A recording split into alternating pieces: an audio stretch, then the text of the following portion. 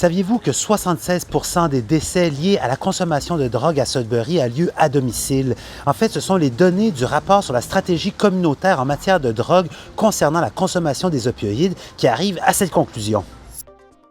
Lundi, le rapport a été présenté par le médecin hygiéniste en chef de la santé Sudbury et District, le Dr Moustapha Hirji. On peut y lire que de 2022 à 2025, la majorité des décès suspects et confirmés par empoisonnement aux drogues se sont produits dans des résidences privées et la majorité des personnes décédées par empoisonnement aux drogues vivaient dans des logements privés. Le Dr Hirji explique que la grande majorité des consommateurs de substances habitent dans des foyers résidentiels malgré la grande visibilité liée aux problèmes liés au sans-abrisme.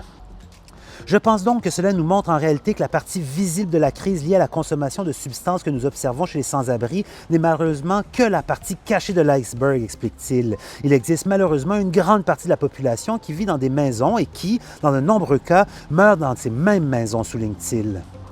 Les données révèlent aussi que les décès se déroulent non seulement dans le centre-ville, mais également ailleurs dans la municipalité. Le bureau du coroner de l'Ontario a dévoilé que le taux de mortalité de la région est près de 3 fois plus élevé que la moyenne provinciale. Les données du coroner font état de 62,2 décès par 100 habitants dans la région de Sudbury et District, ce qui en fait la 3e région la plus touchée dans la province. En Ontario, je vous rappelle que la moyenne est de 22,4 morts par 100 000 habitants.